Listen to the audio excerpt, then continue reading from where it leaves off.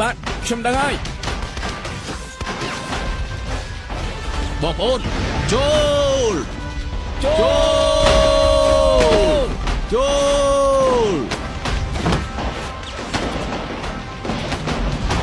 រះរាជនាចារ្យមានដំណឹងពីថ្នាក់លើទ័ពទី18មកដល់ទន្លេសៀងហើយឲ្យពួកយើងឆាប់ចលៀសចេញឡោះចេញបញ្ជាទៅបងប្អូនឆាប់ដកថយពីសមរភូមិភ្លាម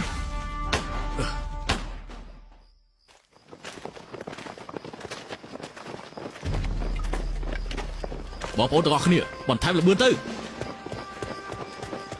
ព្រះរាជនាចារ្យខាងមុខមានសត្រូវរារាំងទាំងអស់គ្នាឈប់សិនព្រះរាជនាចារ្យទ័ពសត្រូវកំពុងដេញតាពីក្រោយពួកយើងឈប់ពួកវានឹងតាមទាន់ជំនួសឲ្យការរងចាំស្លាប់នៅទីនេះហេតុអ្វីពួកយើងមិនវាយប្រហារមុនទៅវាក៏ជួយពជាពេលខ្លះឲ្យទ័ពយើងបានឆ្លងកាត់ទន្លេដែរ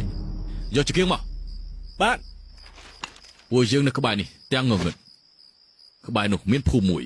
ពួកយើងអាចសម្រាកបានបែបនេះពួកយើងនឹងត្រូវសត្រូវឡើងពាត់ហើយតាមមើលភូមិសាស្ត្រនេះអាចកសាងខ្សែការពារនៅក្រៅភូមិបានបើមានខ្មាំងឡោមព័ទ្ធយើងក៏អាចទប់ទល់បានដែរនឹងជួយពជាពេលឲ្យទ័ពធំរងចាំពួកគេឆ្លងទន្លេរួចហើយយើងរកការបំបែកឡនណា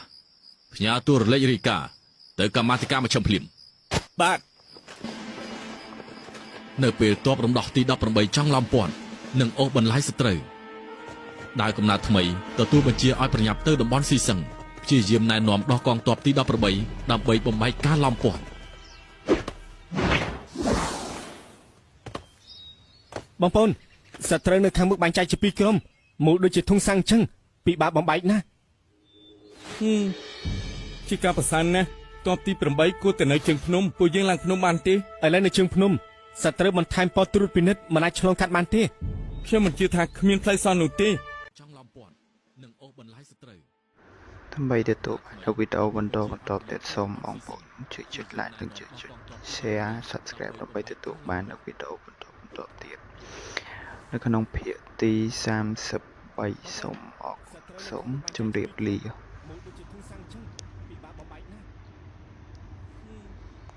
ជាការប្រសានណាទ័ពទី8គួរតែនៅជើងភ្នំពួកយើងឡើងភ្នំបានទេឥឡូវនៅជើងភ្នំសត្រូវបន្ថែមប៉ុស្តិ៍ត្រួតពិនិត្យមិនអាចឆ្លងកាត់បានទេខ្ញុំមិនជឿថាគ្មានផ្លូវសន្ននោះទេ